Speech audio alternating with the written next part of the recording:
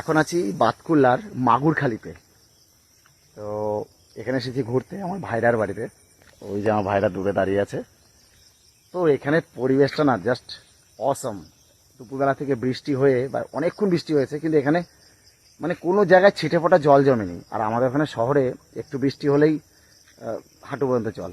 তো যাই হোক, এখানে এখানে বৃষ্টি হওয়ার পরে গাছপালার পাতাগুলো এতটা সবুজ লাগছে না, আর কি বলবো, অসাধারণ লাগছে।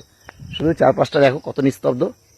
এখান থেকে কোনো বাড়ি ঘর তোর নেই, সবুজ মানে সবুজ চারপাশে, কালো পিচের রাস্তা বুক চিরে চলে গেছে, ঠিক এদিক থেকে চলে গেছে।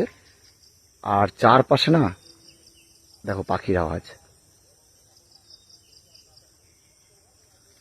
আর এখন এইদিকে যাবো আমরা চূর্ণী নদীর দিকে। জায়গাটা দেখো কত সুন্দর। বৃষ্টি হওয়ার পরে দেখো কেউ বলবেই না যে এত মানে দুপুর 1:30 থেকে বিকেল 4:30 5টার মতো বৃষ্টি হলো, কেউ বলবেই না যে এতক্ষণ বৃষ্টি হয়েছে। জায়গাটা দেখো শুধু পাখির আওয়াজ। এটা কি চূর্ণী নদী? এইটা হচ্ছে চূর্ণী নদী। আমরা এলাম চূর্ণী নদীতে। দেখো চারপাশটা শুধু দেখো, মনোরম পরিবেশ। আহা হা, এদিক দিয়ে বয়ে গেছে, এটা গিয়ে চলে গেছে বোধহয় গঙ্গার দিকে নাকি? বলাগড় হয়ে এটা গঙ্গায় মিশেছে।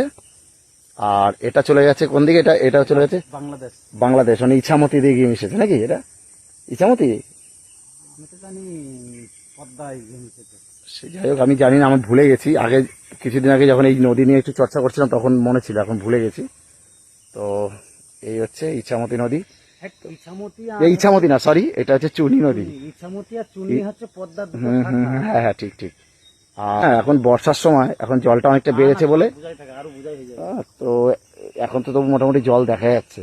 তো এখন সবে বর্ষা শুরু হয়েছে, তো এই জলটা ভর্তি হয়ে যাবে, তখন এতটা জল চলে আসবে। এতটা চলে আসবে না? হ্যাঁ, এতটা চলে আসবে জল। তো সবে বর্ষা শুরু হয়েছে, তো তাই চূর্ণী নদীর এত সুন্দর রূপ। আর চারপাশটা দেখো, আর পাখির আওয়াজ।